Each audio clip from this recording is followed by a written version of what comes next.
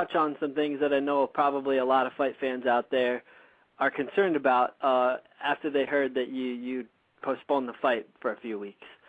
So first, let me just ask, how loyal to the Super 6 tournament are you, and how invested in the success of it do you see yourself? Don't get it wrong. I'm in it to win it, and I believe I am going to win it. I'm in this 110%. It's the best opportunity out there. I still know that I'm going to win. Like I said, the Froch fight didn't do nothing but wake me up, and it's helped me find myself. And I've been doing that this camp. You know, it's stuff I did in the Froch camp. I've had a 9-week camp for Froch, and I've only been to camp for 5 weeks. And I feel I found myself better than I did that whole 9 weeks getting prepared for Froch. So I'm in 110%. My true fans know that I'm in it 110%, and my hometown knows I'm in it 110%. Now all there is to do is go and win it. Let me rephrase a little bit though, and I'll even include myself, because like a lot of people out there, I'm just now really getting to know Andre Dirrell. Obviously, your status in boxing has increased. Some people might be worried, skeptical about the injury and say, man, it seems like maybe Andre Dirrell's looking out for himself, putting himself just a little bit ahead of this tournament and, boxing on the whole. I think for a lot of people, the health of boxing is invested in the success of this tournament. So just comment a little bit on that for me, clear that up.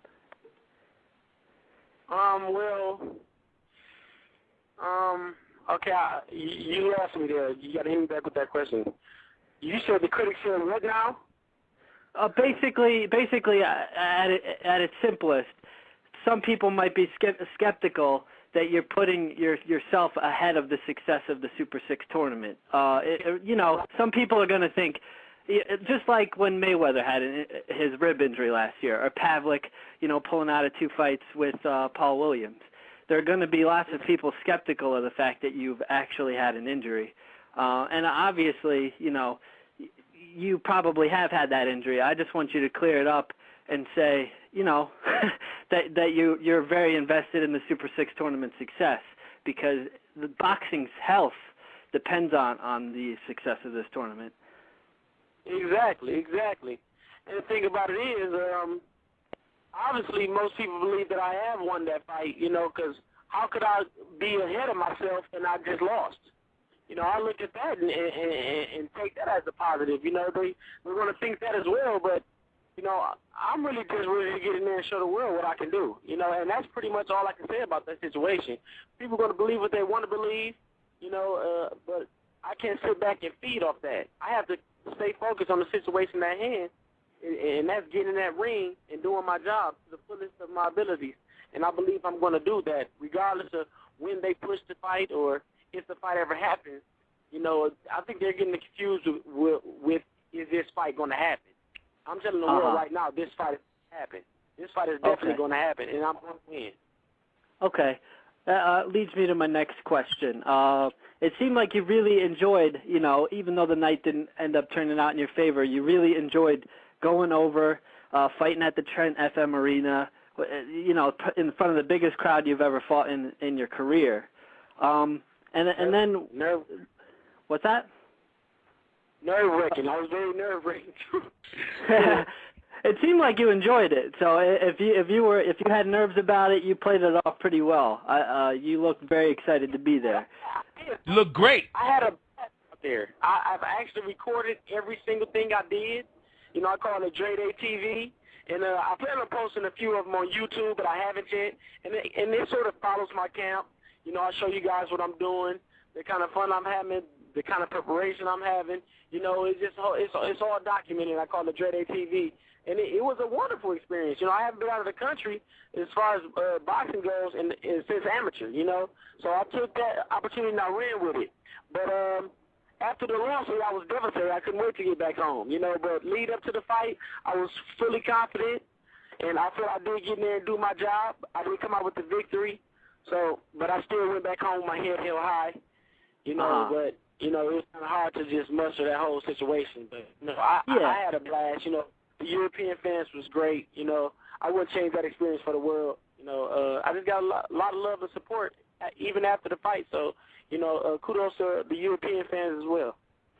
So I remember too when you came back. You know, we had talked to you about that fight, and then we went over with the possibilities of where this next fight would take place, and you know, big venues like the Madison Square Garden, that was mentioned.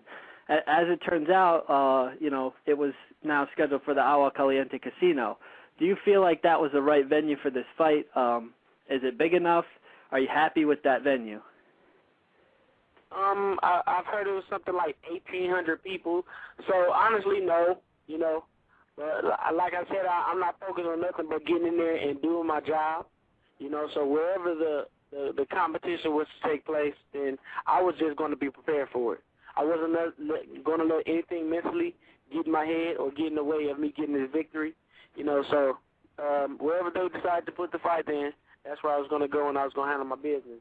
But Dre, you know, Dre, I don't feel venue. Yeah, so now that the fight's been delayed, now that there's some more time, is the venue going to be moved, or is it still going to be at the Agua Caliente Casino? I'm not too certain. You know, I've talked over with Alan Heyman, and they're trying to secure that date for there as well. But that's not certain. That's not certain either. So I really can't tell you.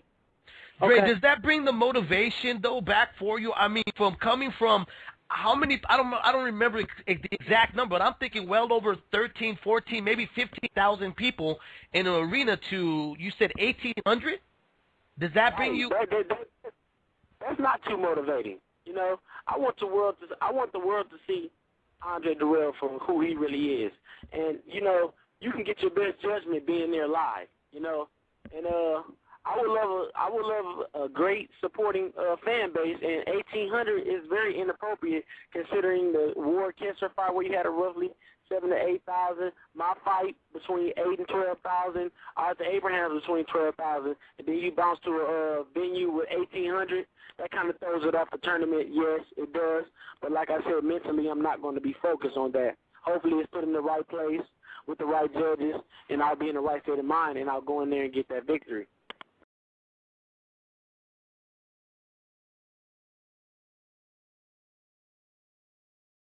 If you could do that fight again, exactly what would you do different than what you did? Well, I wouldn't have leaned on him as much. I wouldn't have clinched as much. Froch is a wide fighter, even in the inside. I had plenty of times to shine in the inside. I didn't take the opportunity. You know, I just clinched him up because I was focused on boxing him from the outside. So when I got on the inside, you know, I clinched. Just like the Curtis Stevens fight, I didn't fight no good fighter that was as short as Curtis Stevens. Period. Let's put this out there. I didn't fight no good fighter that was as short as Curtis Stevens. So I went back to my amateur roots purposely. I didn't do that accidentally. That wasn't my style. That wasn't my professional style. Of course, you guys seen that by now. But I thought strategic, you know, and it got me by. And in this situation, I thought all outside game was going to handle this man. I watched the fight. I can handle him just as easily on the inside, keep him short and sweet. Like I said, if you watch the fight over, you can always see stuff you did differently. That's why I know for a fact I would stop him if we fought again. Clinching so much and not taking the great opportunity that was right there in front of me when it was in the inside. Yeah, I agree with you completely. I was actually one of your skeptics coming into the fight, to be perfectly honest with you, and you completely changed my mind about who you are as a fighter. But having said that, I did score the fight basically a draw, more because of what you didn't do, and you kind of commented on it right there, than what you did do. And since I had scored at 6-6 and they took a point away from you, I ended up scoring at one point for Froch. Well, worst case scenario, even with that point taken, let's get serious. This man only won 3 rounds, 4 rounds tops. So I just want to put that out there because you got Froch winning that fight, which is, you know, kind of big. Okay, worst case scenario, you could have given it a draw, and you did that. But because of the point you say he won by 1 point, nah, I don't see that. Let me move on to the Abraham fight real quick. I know we've talked a little bit about it already, but one thing that sticks out in my mind right away is Abraham is a guy who makes a big entrance What are you gonna do to you got fireworks stockpiled? What are you gonna do to make a bigger entrance than Arthur Abraham? Man, that is gonna be something, ain't it? I paid attention to that with Jermaine's fight, but let me say, man, that outfit was horrible, man. The colors, that thing looked like some Tina Turner get up, man. I ain't digging, you know what I'm saying? But I ain't looking to do too much. I think I'm gonna just come in with a serious face this time and let everybody know how serious I am. But you know, I just won't pay no attention to it. Don't disappoint us, brother. I'm working hard, baby. I'm working hard.